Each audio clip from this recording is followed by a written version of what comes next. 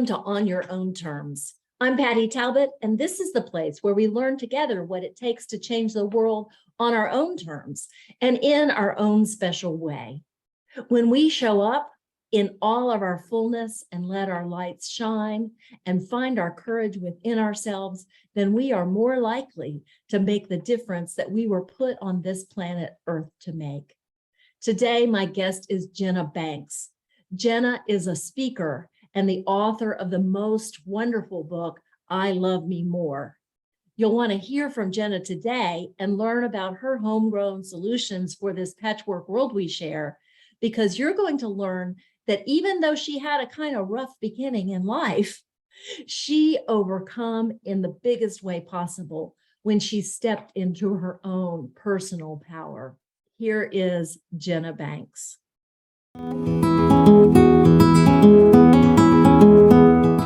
I grew up in a very strict, religious, kind of cult-like environment.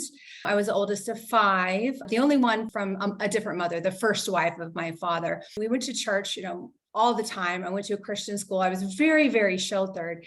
And, my stepmom was a stay-at-home mom. She pretty much put God first, then my father, then the kids, and her own needs never made it on her list of priorities. And that was my model at home, for what a woman is. And my father, was the opposite of that. He ruled with an iron fist. He was the head of the household. We were, often spanked till we were crying, bruised, and sometimes bleeding. And, we grew up very poor. We often survived on food stamps, coupon clipping, donations from the church. It was a very tough, oppressive environment. And at some point, by the age of 14, I decided I couldn't take the oppression any longer.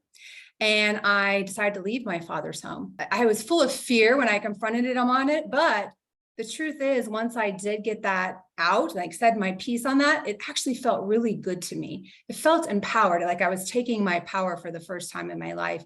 And I felt very hopeful and optimistic about the future.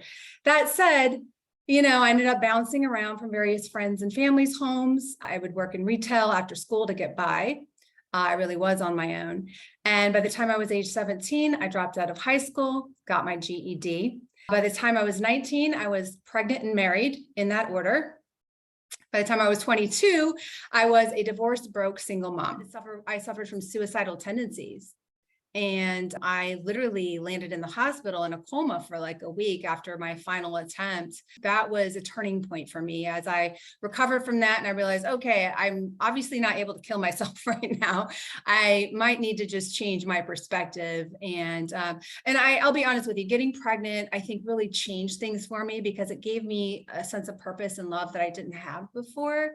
So having my young son really did help to keep me grounded, but it really was just having him to keep me grounded and going, okay, death is now not an option.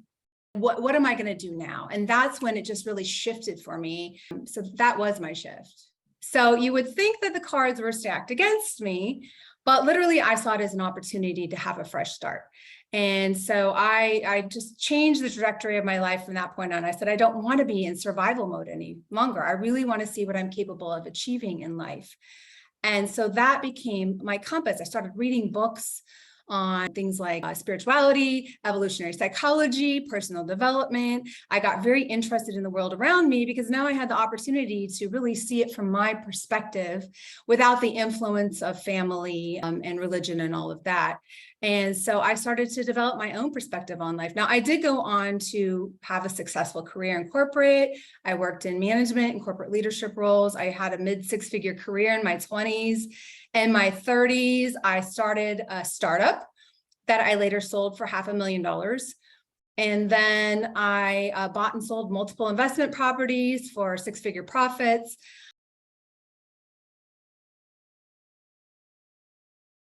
But truly along the way, I discovered that there were people who would try to have power over me that it was like I had to learn how to navigate that. Like they would really try to devalue me personally and professionally. So whether it was in relationships or working with bosses that would try to devalue me, I had to learn how to figure out how to navigate that, because I was raised, like many women, to be people pleasers, to not have any boundaries, to self-sacrifice my own needs and worry about taking care of everyone else ahead of myself. And so I had to figure out how to navigate those situations. I also found that there were so many social norms that we were brought up with that teach women disempowering, self-sacrificing behaviors that really work to our disadvantage. So I had to learn about that and how to navigate that and change those things for myself. And then also the gender programming and the gender roles that are put out by an outdated system. So you go into our corporate system and there are just all these gender roles and stereotypes that seem to inform everything. So I really had to figure out how to navigate that on my own, because none of the books I read taught me any of that stuff. And, you know, one of my stories really impacted somebody pretty powerfully. And it was at the right time in my life when I thought, you know, what do I want to do with my career next? I had just sold my company and I knew I wanted to make an impact in the lives of people in a bigger way than I'd done before, not just in business and doing, you know, great service for my clients or my employees. I wanted to make an impact, you know, in the world. And one of my stories really changed a girlfriend of mine's life pretty profoundly. And I thought, God, that's pretty powerful. If she didn't know this information that I took for granted, that I learned on my own, imagine how many more lives I could touch if I get out there and start putting my message out there. So I decided to write my book, and then I got into public speaking that I'm doing now. And yeah, just getting the message out there as much as I can through social media and you name it. First, when I started writing my book, I thought I really wanted to just focus on self-love, because that was the area I saw that where women really need the most help, because we are conditioned and programmed to believe that putting ourselves first would be selfish.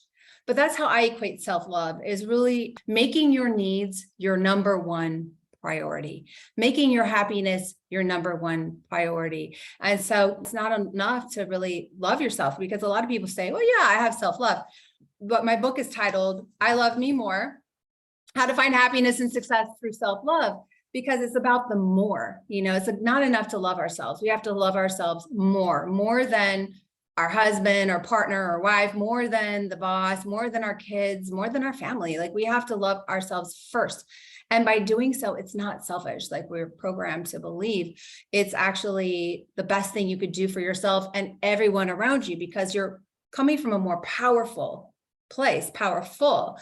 So that brings me to my next thing, which is, while I was writing the book, my developmental editor helped me make the connection with love and power for me. This has always been a theme in my life, but I never connected the dots myself, you know, until I started writing the book. And then I realized, oh my God, it's so true that, you know, I shared my story about leaving my father's home at 14. I took my power back. I was in this oppressive kind of situation, and I wasn't able to express myself and be in my power. And so having that expression of being able to take my power back for the first time was something I never wanted to let go of again, and never ever wanted anyone to have any power over me again in my life. And that became a theme, even though it wasn't conscious. And so now that is part of my message, because I truly believe that your love is your power. That is my saying. When we love ourselves first, we power ourselves up from within, and this has a dramatic effect on how we show up in the world. And this in turn influences how other people value us and treat us. So this trickles down into our relationships. It affects how we're treated at work, how we're respected at work. If you are an ambitious woman like I am and was, it allows you to be treated with more respect. And as a woman, you know, like I mentioned, the gender roles and stereotypes that I was facing when I was going through corporate and how to figure out how to navigate, that gave me an even playing field, because I wouldn't let others have power over me. And I had power within. So there's two types of power. There's the power, external power, which most of us are familiar with, which is having power over other people.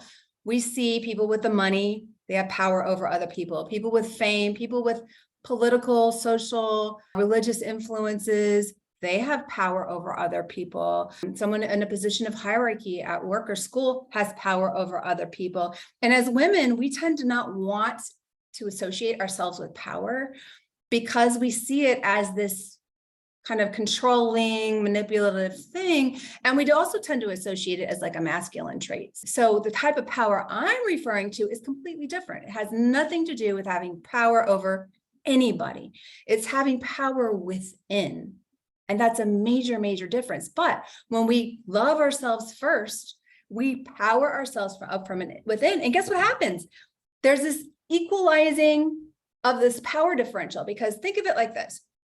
Me coming from my self-sacrificing, people-pleasing, no boundaries background, and I go into interview and someone's got this position of power over me. Here I am just wanting a job and wanting to break into corporate.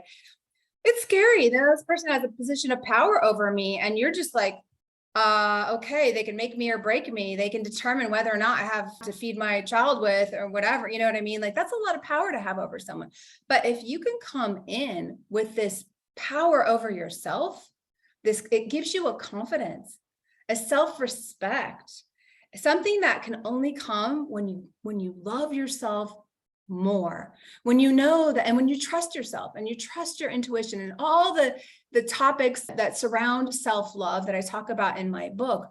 When you come from that place of knowing yourself so well and trusting yourself and loving yourself, it equalizes that.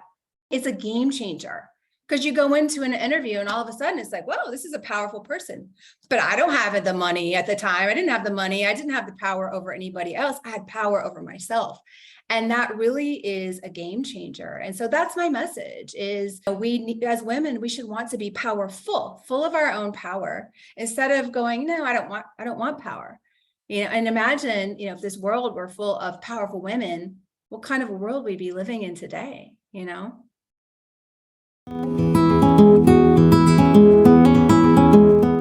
Who here sees themselves as incredibly powerful? By show of hands. Yeah, look around. Not many. In fact, a study conducted by the Harvard Business School revealed that women are uncomfortable being powerful. Most women see power as a masculine trait. We tend to think of a powerful person as someone who has power over other people, so we don't want anything to do with it. And I get that. But could this unconscious rejection of owning our power be holding us back from achieving our full potential?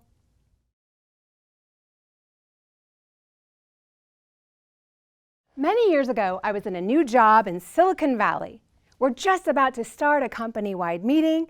I'm chatting with the president for the very first time. Then he says, "It would be nice to have some coffee, Jenna. Wouldn't you like some coffee?" I actually didn't want any coffee, so I responded, "No thanks, I don't drink coffee this late in the day." My boss is sitting right across from me. I swore I saw a fly go in and out. It's awkwardly silent, and I am feeling out of the loop as to what's going on. Then my colleague Mike does his best to break the uncomfortable silence, and he says, "Hey Jenna, I know you like a good Starbucks latte. Wouldn't you like one right now?"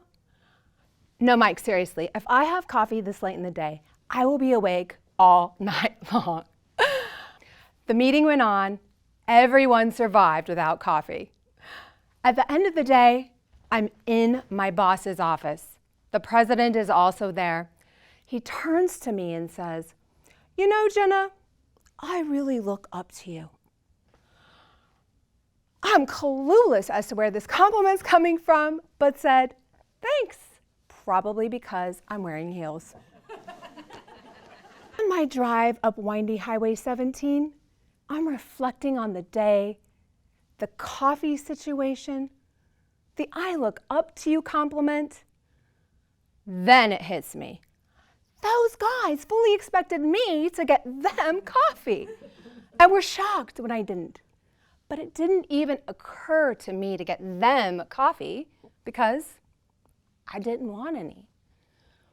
My needs were my highest priority, not theirs, which is not how most women have been conditioned to behave.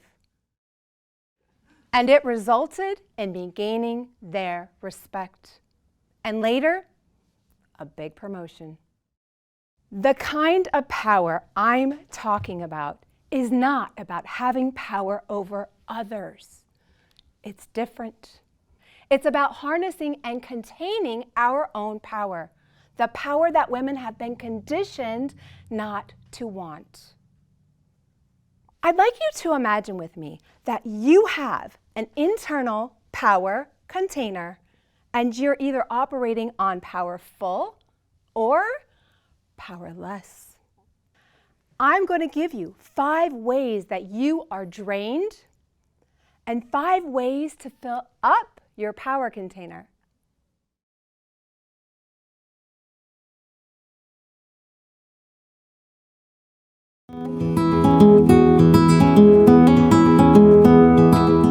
People who've most influenced my life were not necessarily people I encountered. For example, one of the biggest influences on my life have been some of my spiritual teachers through books and other methods of learning. So Deepak Chopra, I have to tell you, his 7 Spiritual Laws of Success, it's a tiny little book. Mine is worn so well. I've read it probably 50 times. It's had such a massive influence on my life. I'd read it at work. I'd read it in the morning. I'd read it at night. Like I just love that book. And still to this day, I will still pick it up and read a passage and it feeds my soul just as much. But, I have to say, I'm connecting some dots here as I'm saying this to you because, he talks about how when we're focused on external objects and we're informed by these external objects, it's a very insecure, fearful place to be because you're always relying on these other objects for everything, including power, if you think about it. Like, let's say, for example, Harvey Weinstein, like he had a bunch of power over these women that he victimized, but once he was in prison, he doesn't have that power anymore. It's an external situation. When we place our focus on external objects, it's just a very insecure, fearful place to be. When we place our awareness within, and our spirit is our reference point, then you'll never be insecure or fearful. Because that is unwavering who you are, and you can trust in that and have faith in that. So I'd say Deepak Chopra definitely had it's just all the spiritual texts that I've read. I've really made that like that to me was more profound than anything. And I'm still to this day reading so many of those texts just to reinforce that programming, because the truth of the matter is we are programmed by what comes into our world. It was amazing researching for my book and researching for this talk. I learned that 95% of our beliefs and behaviors are programmed into our minds by the age of just 7 years old. We didn't choose most of our beliefs and behaviors. They are passed on to us from our parents and their parents before them and their parents before them. And we don't even think about it. Like, for example, today, I was cracking eggs to make myself, I like over easy eggs. And I was putting the eggshells back in the egg carton. Now, my boyfriend pointed out to me the other day, he's like, that is so unusual that you put the eggshells back in the egg carton and then put that back in the fridge. And I was like, well, how do you do it? He said, well, I always throw them away. Like I take the eggs out of the egg carton, I put the egg carton back in the fridge, and then I break the eggs and throw them away. And I thought, okay, it never occurred to me to do it that way because that wasn't the way I was raised. It was something I was doing completely unconsciously because that was what was modeled to me when I was young. And it's the same thing with our beliefs and behaviors, right? This is good, that's bad, that's right, that's wrong. Girls do this, boys do that. And it's that gender programming or just social conditioning that happens. And we stop thinking about it when we do it this way, we do it that way. And then once you got it, you stop thinking about it. And then what happens is we take that programming into our adult lives and we never question it. We never, ever question it. And so it's interesting what happens when you kind of put a spotlight on these things and go, oh yeah, I was raised to not have any boundaries. How could that be negatively impacting my life today? Oh yeah, I was raised to people please. Never really thought about it. I just took that on as part of my identity. But see, you were programmed to do that and you didn't have a choice in the matter. Another one I like to point out is this nice girl programming. I think most of us were programmed to be a nice girl. And what does that typically mean? someone's making you feel uncomfortable, you don't make a stir. You don't want to come off as being difficult or a brat or, whatever, the B word, mean. And so we put on the smile, shake our head and be nice. And meanwhile, we're feeling uncomfortable. And so it's that conditioning that really I'm trying to shine a spotlight on is like, hey, let's take a look at these ways that we're programmed.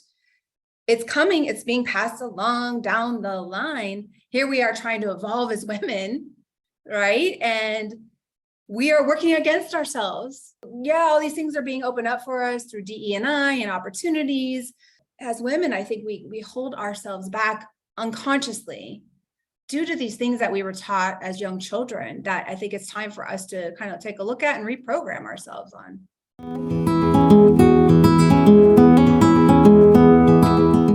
People talking about it, leaving with just this reframe and starting to take a look at, like I mentioned previously, just take a look at these behaviors that we do. When we hear stories, what I'm doing is through my keynote and my book and everything, I share stories because I think we learn best through story.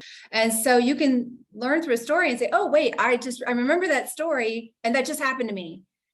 Wow, how am I reacting? And I just did that reaction that she talked about. Through those stories that people can start to kind of just look at their own actions, their own behaviors, their own beliefs, and decide, oh, there that is. I remember hearing about that. Just really just bringing it into awareness so that those conversations can be had, and then it creates personal transformation.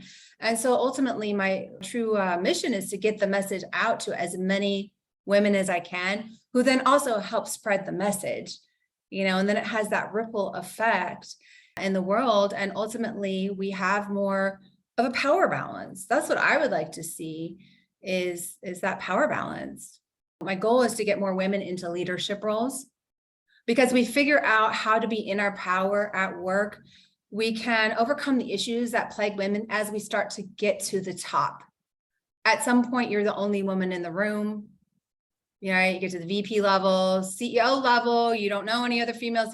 Thankfully, that's starting to change a little bit. But what's happening is the statistics are showing that as women go up in the ranks, they tend to kind of fall back, unfortunately, sometimes, and we go backwards.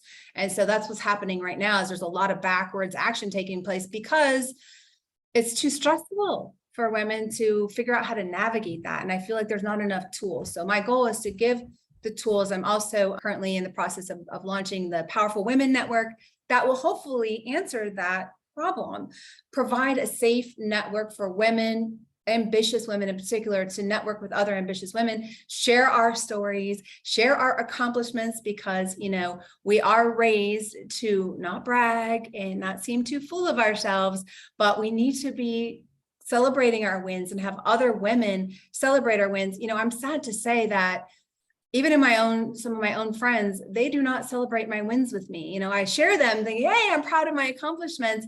It's crickets. And it's very disheartening if women start to accomplish these things and in their own network of friends or family, they're not supported and encouraged. Women aren't programmed to do that for each other. And so what I want to do is create this programming through Powerful Women so that women can feel safe, and not only safe, but encouraged to share their accomplishments, and, so they can keep feeling supported as they rise up. So that's what that looks like for me, is women into more leadership roles, in more boardrooms, high up in our political system, so that we have women not in a patriarchal system, but just women being female, being true women in their power, helping make decisions, because I think that will have a massive effect on society as a whole, on our planet. If anyone wants to get a hold of me, the best place to start is my website, which is jenna-banks.com, because there I talk about everything from my book to my speaking, and you can get links to my social media networks on there. I'm on Instagram, Facebook, TikTok, LinkedIn, all of that. I'm pretty active on all those things. And then also there's a link to get my book, I Love Me More. It's on Amazon, Barnes & Noble, Target, and all that good stuff. And it's also an audio and ebook. I do narrate it myself, the audio book. So I encourage everyone to just come connect with me. Even if you don't get my book or anything like that, if you follow me on social, I share a lot of great content to kind of help you become aware of these social norms that I talk about. And thank you for helping spread this really important message. We need as many women as we can doing this work. So thank you. Thank you, Jenna. When I'm with you, and from the moment I first met you, I started to feel more powerful myself because I can hear your voice inside my head, reminding me that my power is my love, and my love is my power. And it's not selfish to take care of self first. I recently heard a new friend, Dr. Joanna Martin, actually say, you have to be the most important person in your own life.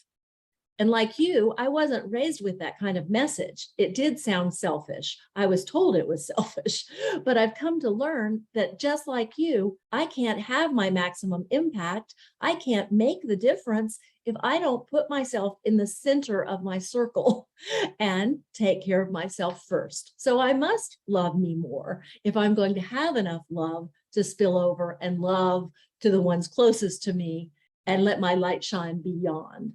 So Jenna, I thank you for your message. I know our audience here will want to get their hands on your book, and they will want to tune in to any opportunity to hear you speak. So I hope you'll be letting us know so I can share with this community anytime you have a speaking engagement that they could sign up for a conference or a meeting or an opportunity to hear from you in person. Folks, this change-making work, like what Jenna is doing, is what Blue Roads Education is all about. It's helping women refocus their talents and shine most brightly so they can show up and take courageous action for change. If you're interested in learning more, we can help you to develop the 16 attributes that all change makers have in common that fall within my Blue Roads Changemaker Journey framework, centered around my beingness, my doingness, my connectedness, and my reflectiveness. Because it's all about starting with ourselves, our most powerful selves, so that we have the energy and the wherewithal we need to do what we were put on earth to do, by connecting with people different from ourselves, so that we then have our maximum impact or influence by reflecting our positive messages out into the world. That's what Jenna Banks is doing, and you can do it too. Check out our programs, our courses, our Changemaker circles, and all that's going on at blueroadseducation.org. I hope to see you there. I hope to see you along the Changemaker journey. And in the meantime, may you be grounded in your beingness, guided in your doingness, generous in your connectedness, and inspired in your reflectiveness, so you can change the world on your own terms. I'm Patty Talbot. I'm always learning, and I know you are too.